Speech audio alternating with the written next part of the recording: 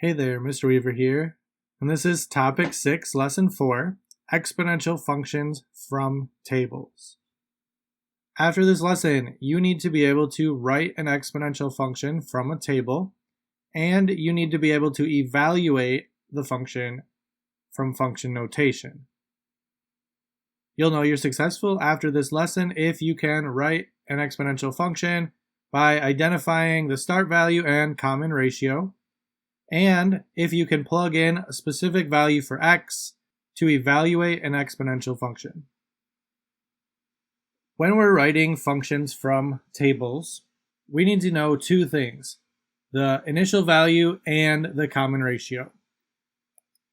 Because in our formula, f of x equals a times b to the x power, a is our initial value and b is our common ratio.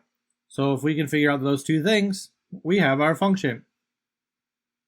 Our initial value is when x equals 0. So in the table here, I see in the top row that x is equal to 0, which means my y value there is 5. So my function started at 5. Even though it's shifted over in the table, it started at 5. So a is going to be equal to 5. Then I need to figure out what my common ratio was. So what was it being multiplied by each time? It went from 5 to 40, so it must have been multiplied by 8. Double check though, just in case. It should multiply by 8 each time, so 40 to 320 is also by 8. If I check the rest, it is in fact multiplying by 8 each time. Now that I know my start value and my common ratio, I can just plug those two in. So a was 5, b was 8. My function is f of x equals 5 times 8 to the x power. And that's all there was to that. We have our function. Now, if I want to evaluate the function, so what is f of 5? I take my function, so 5 times 8 to the x, and I'm going to plug in what I want for x. So here I want f of 5. So I'm going to plug in 5 for x. 5 times 8 to the 5th power. Now, when we're evaluating, that means we're going to calculate it out. So using a calculator or Desmos, if I type in 5 times 8 to the 5th power, it comes out to 163,840. That would be my evaluation. F of 5 is equal to 163,840. Pause the video, identify the function that's shown in the table, then evaluate your function for f of 12.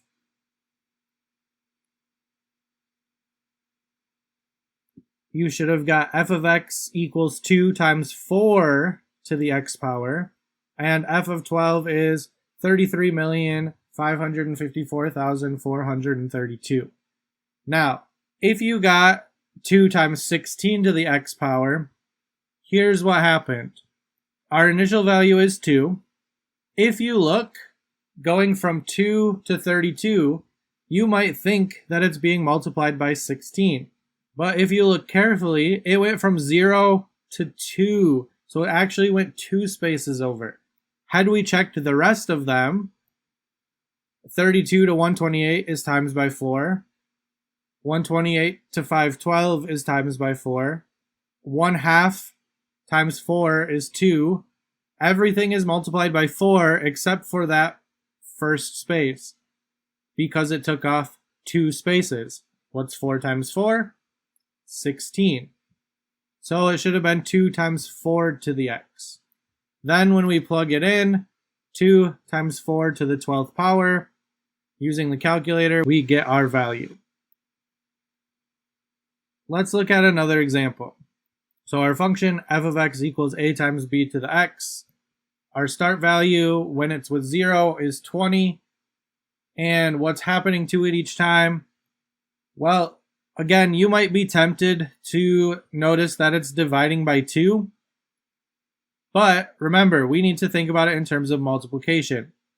So dividing by 2 is the same as multiplying by 1/2. So it's multiplying by half each time. If I check, all of them are multiplied by a half, or I could have written it as times 0.5, half in a decimal form. Plugging in my numbers, f of x is equal to 20 times 1/2 to the x power. Now to evaluate, I would just take my function. Again, I'm going to evaluate f of 5, so plugging in 5. This time, when I calculate it out, I end up with 0.625, or as a fraction, that ends up being 5/8.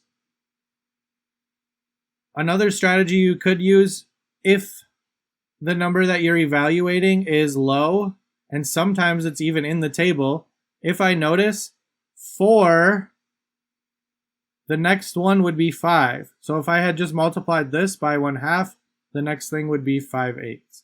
So sometimes all you need to do is look in the table, or you can just follow the pattern more until you figure it out. But I think it's easier usually just to plug in the number and use your calculator. Now it's your turn again. Pause the video, figure out the function from the table, and evaluate it for f of -1.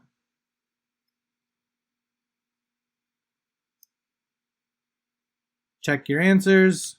You should have started at 384 and multiplied by 1/2 each time. And f of -1 is 768. We can see we started at 384. It's multiplying by 1/2 each time. And then to get 768, I would evaluate by plugging in -1 for x. In this lesson, we learned that to create a function from a table, we just need two things: the initial value and the common ratio. So our initial value was the y value when x was equal to 0, and our common ratio is what it is being multiplied by each time to go from one x to the next. Be careful. We need to make sure that x is only going up by 1 and not 2 or 3 like we saw in one of your examples. Once we know those two things, we can just plug them in for a for our initial value and b for our common ratio. And we'll get our format of f of x equals a times b to the x. Once we have our function, then to evaluate it, we just plug in whatever number we need for x and use our calculator to multiply it out.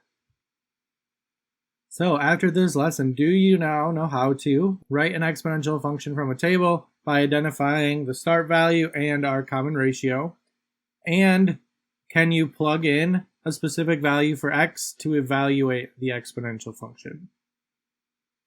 If you're not sure about those things, go back and look at the examples to deepen your understanding on the concept, looking at where we start, how we figure out what to multiply by, and how to evaluate our functions. And that's the end of lesson 4 on exponential functions from tables.